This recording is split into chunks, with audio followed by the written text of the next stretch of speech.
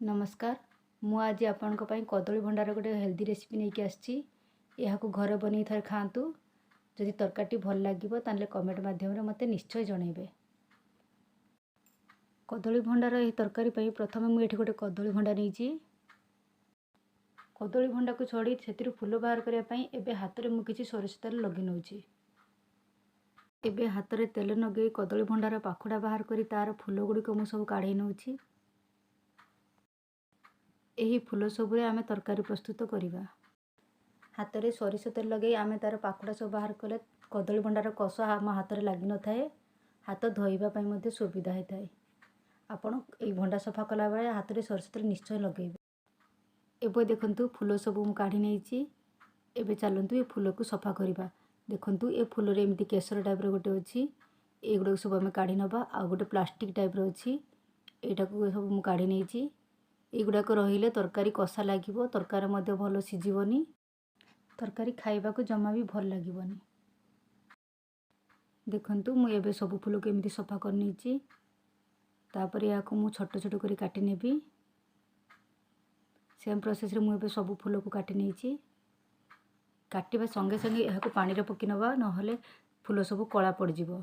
एबे पानी रे पकेई मु सेतरे किछि हळदी गुंड पकेइची।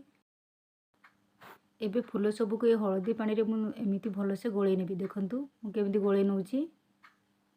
एमिति भलो से गोळै नेले जेमिति फूल रु तार कषा पानी सब बाहरी आसीबो। भलो से गोळै नै फूल सब को एमिति मु चिपुडी नैची। जेमिति एथिरे जमा भी पानी रहिबोनी। देखंतु मु केमिति चिपुडी नउची। एबे एठी सब को मु सेम प्रोसेस रे चिपुडी नैची। तापरे देखंतु दुईटी मीडियम साइज रे आलू को मु एठी छोट छोट करी काटी नैची। गोटे बाइगन को सेमिति छोट करी काटी नैची। आ गोटे टमाटो को मध्ये सेमिति काटी नैची।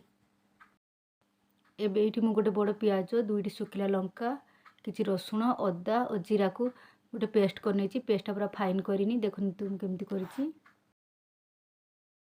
एबे गैस रे मु गोटे कढ़ाई बसछि। कढ़ाई गरम होला परे सेतरे किछि तेल पकेइछि।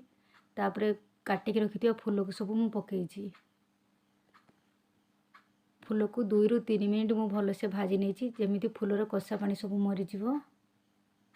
देखंतु मु केमिति भाजी नउछि।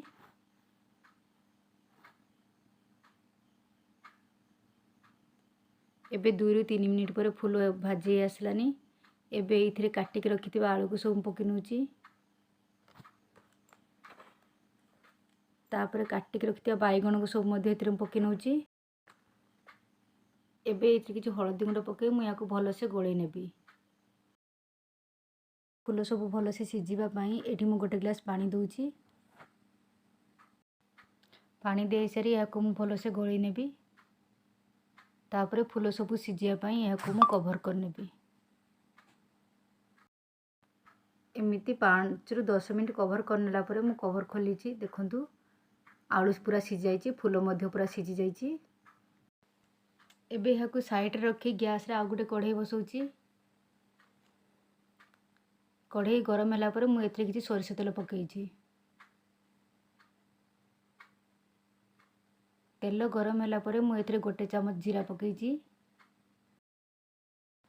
जीरा भलो से फुटी गले मु एथिरे किछि तेजपत्र पकेइछि।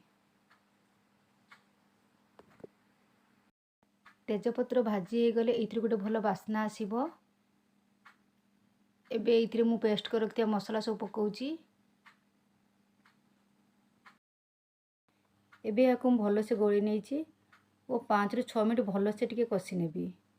अदा रसुण जेहेतु मु पूरा फाइन पेस्ट कर नथिली तेनु याको मु टिके भलो से कषि नेबी नहले तरकारी टेस्ट के भल आसीबोनी। एबे देखंतु मसला टिके हे आसलानी। एबे एथिरे मु गोटे चमच काश्मीर लଙ୍କା गुंड पकेइछि। गोटे चमच हळदी गुंड पकेइछि। आ गोटे छोट चमच धनिया गुंड पकेइछि। मसला टिके भलो से गोळै नेबी। एबे एठी मसला सब कढ़ी रे न लागिया पई मु एथिरे अल्प किछि पानी देइछि। मसला कषला बेले मसलार पानी टिके कम देबे नहले मसलार बास्ना टिके कमी जिवो।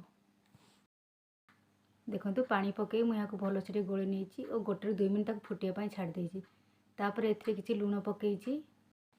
काटी के रखिथिया टमाटो को मध्ये एबे मु एथिरे पकेइछि। तापरे टमाटो टिके मु भलो से गोळै नैछि। एबे टमाटो को मसला सहित कषिया 2 ରୁ 3 मिनिट छाड़ीदबा।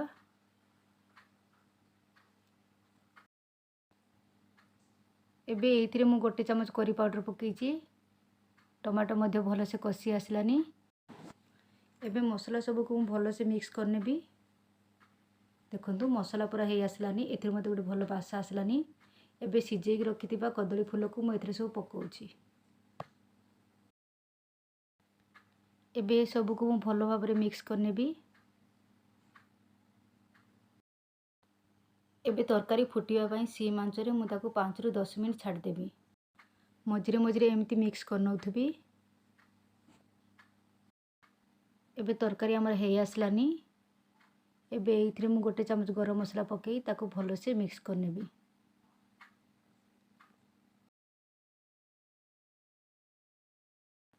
देखंतु एबे रेडी हे गला हमर सुपर टेस्टी कदली भंडा तरकारी। एबे गैस रो फ्लेम को मु ऑफ करनेबी।